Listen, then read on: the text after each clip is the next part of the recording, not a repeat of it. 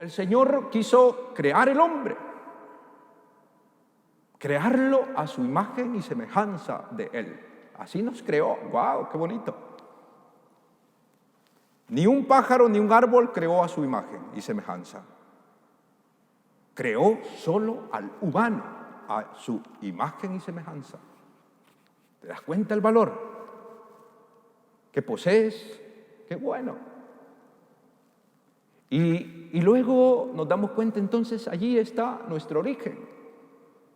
Y si vamos leyendo más adelante y hasta el último libro del Nuevo Testamento, nos damos cuenta que el Señor nos ha creado con dos motivos grandes. Si el Señor nos ha creado buenos, santos, nos ha creado primero para amarle a Él, para amarle a Dios, para amarle a Él, con las palabras, con las acciones. Y amándole a Él, conociéndole a Él, estando cerca de Él, podemos empaparnos del amor verdadero y poderlo transmitir y dar amor al prójimo. ¡Wow! Entonces, la razón de estar en este mundo es para amar a Dios, con nuestras acciones, con nuestras obras, pero también amar al prójimo. Nadie puede decir, yo amo a Dios y odio a mi hermano, a mi hermana. Yo amo a Dios y odio mi vida, odio mi... No. El amar a Dios me lleva a amar al prójimo. Y entonces ese es ¿por qué hemos sido creados? Y cuando decimos los jóvenes enamorados de la Eucaristía son la esperanza para la promoción de una cultura provida. Ciertamente, solo contemplando al Señor, solo siendo conscientes de que, escuchando al Señor a través de la palabra de Dios, solo siendo consciente que recibiéndole en su cuerpo y en su sangre y llevándolo a nuestro cuerpo, primero que somos templo del Espíritu Santo y somos sagrarios del Espíritu Santo. Tu vida y mi vida es un sagrario. Tu cuerpo y mi cuerpo es un sagrario de Dios, porque es allí donde habita el Señor.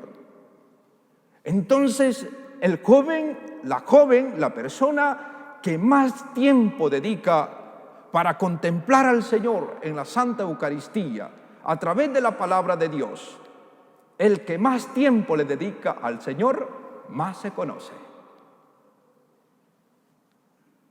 Cuanto más tiempo le dedicas al Señor, así te conoces y así te valoras. Si un joven no dedica ningún tiempo o poco tiempo al Señor, entonces está el peligro de no valorarse, de no aceptarse como el Señor lo ha creado a imagen y semejanza. Y está en peligro de no aceptar y no valorar el otro. Queridos jóvenes, pues, solo en la medida de conocer al Señor, de estar con Él, de buscarle, a través de la palabra de Dios, leyendo la palabra de Dios, a través de la Eucaristía, que es el encuentro con Él, a través de la confesión, haciendo una buena confesión, a través de un buen libro, a través de las obras de caridad. Entonces es allí como nos vamos dando cuenta quién es el Señor, y más conocemos al Señor, más nos conocemos y más nos valoramos. Hoy vivimos en un tiempo muy complejo. Y entonces, un tiempo donde se ve amenazada la vida humana. La vida humana. Si ustedes se dan cuenta, con la revolución tecnológica, estamos hablando ya al inicio del siglo XX, o los siglos atrás también, siglo XIX, siglo XVIII, pero sobre todo el siglo XX se pone en peligro el valor de la vida humana. Y yo les comparto de dónde viene todo este desprecio de la vida humana. La gente que no conoce a Dios, la gente que construye su vida separada de Dios, caen en una sed de poder. Y el problema es que quiere dominar el mundo a su antojo. Hay tanta gente que atea, gente que no quiere saber nada de Dios, solo quiere poder, poder, poder. Lastimosamente son ellos los que dominan el mundo político, el mundo, digamos, de tantas cosas. Y entonces el desprecio a la vida, uno de los ateos más reconocidos, uno llamado Malthus. Y entonces en uno de sus artículos, les contextualizo por qué, de dónde parte todo. Este pensador veía una cosa, afanado en el poder, decía, bueno, yo veo que la población va creciendo y el problema es que la riqueza, así decir, no queda en pocas manos. Entonces él empezó a decir, entonces, ¿qué vamos a hacer para acabar con la vida?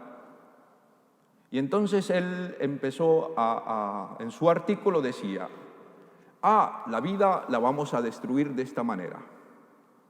Como hay tanta gente en el mundo, la vamos a destruir. Estoy hablando de gente sin Dios, gente atea, economista, gente que solo le gustaba el poder, gente deseosa del poder. Y entonces este artículo lo creó desde 1778, 79.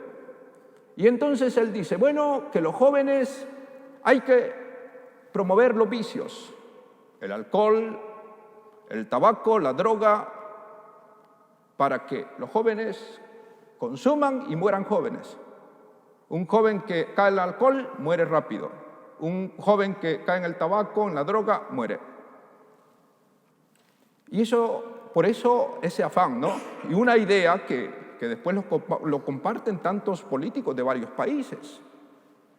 Y después dice, bueno, otra manera de cómo vamos a acabar un poco con la vida, vamos a promocionar o vamos a promover el odio contra la vida. Entonces allí vamos a educar a la gente que la vida no comienza con la concepción, que a la persona humana, vamos a llamarle persona humana cuando ya esté después de nacido. O otros más exagerados decían, bueno, uno después de 3 meses, 5 meses, 8 meses, y hasta unos que después, hasta llegaron a pensar unos que la madre tenía el derecho, entre comillas, porque no es derecho, de asesinar al niño aún recién nacido. Un desprecio a la vida. Entonces, y después ya en el siglo XX, 1950, aquel pensamiento de 1798 empieza a hacerse realidad. Muchos países empiezan a promover leyes contra la vida. Leyes leyes a favor del aborto. Leyes que promovían la destrucción de las familias.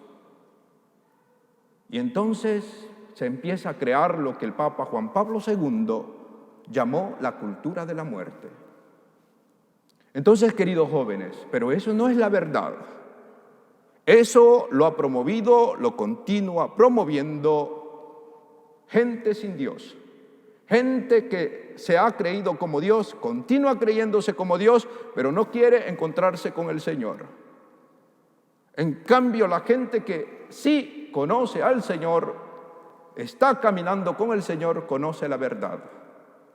Se reconoce primero como hijo de Dios e hija de Dios porque ha sido creado a imagen y semejanza de Él. Y luego es consciente que ha venido a este mundo para amarle y para amar al prójimo. Uno que conoce, uno que está caminando con el Señor, es claro, consciente que la vida empieza desde la concepción. Desde la concepción, y esto les digo, jóvenes, esto lo dice la ciencia. La concepción, la fecundación empieza prácticamente desde la unión del espermatozoide con el óvulo maduro. Y uno se pregunta, ¿cuánto tiempo dura esto para que se dé la vida?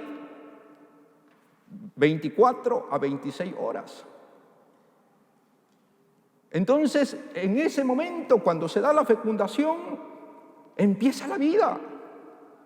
Todo lo que el niño es, todo lo que el niño será, ya empezó allí. Todo.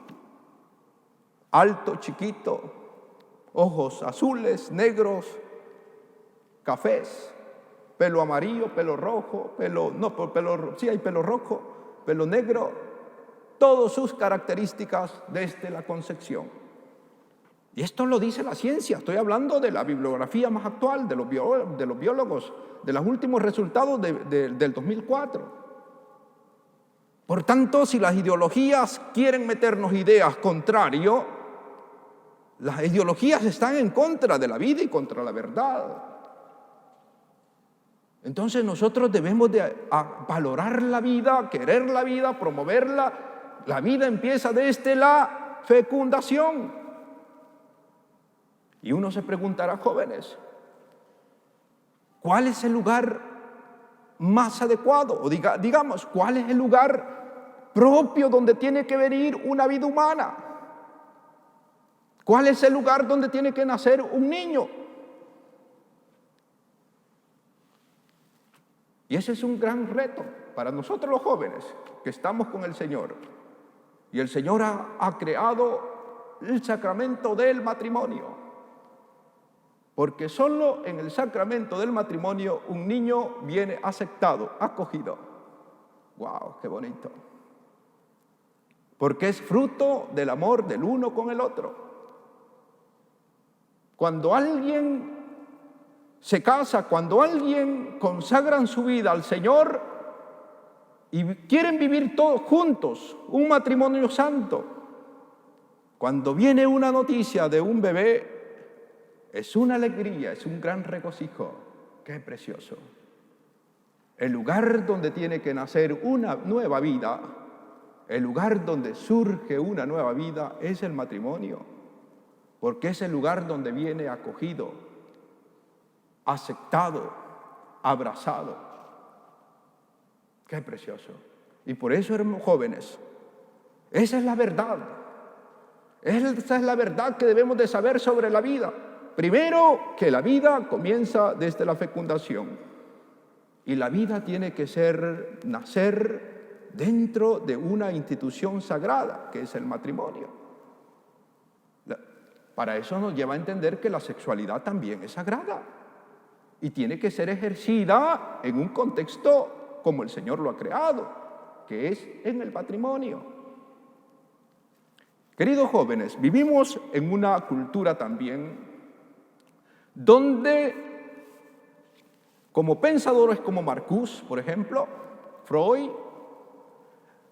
yo sé que en las escuelas enseñan lo bonito de estos pensadores, pero no enseñan lo que ellos precisamente querían en el fondo expresar, no enseñan su fracaso. Ellos hablaban de estos pensadores que han promovido la revolución sexual, hablaban de libertinaje, de hacer lo que uno piensa y lo que siente, hacerlo sin ninguna restricción a nada. Pero eso no es lógico, no es razonable. Eso es, ni los animales pueden actuar así. Todo tiene un porqué. Entonces, con una visión así terminamos mal. Lo que termina es, el resultado de pensar así es que se banaliza la sexualidad. Y banalizando la sexualidad es peligroso. ¿Por qué? Porque si se da una relación íntima fuera del matrimonio y si viene un niño, ¿cuál es la solución? Y eso es lo que han hecho muchos jóvenes, tantas jóvenes, cuando han tenido una intimidad fuera del matrimonio y queda embarazada, lo primero que se les viene en mente es el aborto. Entonces, tantas leyes que promueven el aborto hacen abortar a las jóvenes, pero ninguna ley o nadie en el mundo económico, político, se preocupa por curar a las personas después que han abortado. Esa es la verdad. Y es un sufrimiento duro para las jóvenes, las personas que han abortado. Se puede llevar adelante, sí, la vida, pero hay que tener fe, hay que luchar para superar un dolor tan fuerte. Queridos jóvenes, pues, en pocas palabras, lo que les he querido transmitir, solo conociendo al Señor nos conocemos a nosotros. Solo estando con el Señor podemos valorarnos, amarnos y podemos amar al otro. Solo estando con el Señor nos damos cuenta cuál es la finalidad de estar en esta tierra, de amar a Dios y de amar al prójimo. Solo conociendo al Señor, estando con el Señor, nos damos cuenta que la vida empieza desde la fecundación. Solo estando con el Señor, caminando con el Señor, nos damos cuenta del valor del matrimonio. Nos damos cuenta de lo sagrado que es la sexualidad. Nos damos cuenta de lo sagrado que es la familia. Y qué bueno, jóvenes, que todos los que están aquí hoy estén comprometidos con la vida, porque la vida es un bien común. Solo si cuidamos la vida, promovemos la vida, el mundo podrá ir adelante. Si continuamos con una mentalidad contra la vida, terminaremos mal. ¿Se imaginan? Y con esto quiero terminar. Yo, por momentos, me pongo a pensar. La pretensión de crear a la persona humana, y ya se está creando en laboratorio con la FIVET, fecundación in vitro, es que va a llegar el momento que alguien va a decir, bueno, acabemos con esta raza que tenemos y ahí hay que crear una raza más mejor, de una altura, de más inteligencia, y es peligroso. Y esto yo no sé si ustedes se han preguntado esto, pero puede suceder. Con tanta gente sin Dios, con tanta gente atea, puede decir, bueno, acabemos con esta raza y nosotros, como ya podemos manipular la vida humana en laboratorio, hay que crear un hombre o una mujer como nosotros pensemos que tiene que ser. Entonces, esto nos debe llevar a pensar, amar la vida, respetarla, pero hay que respetar el orden que Dios ha creado, el orden que el Señor nos ha indicado en esta tierra.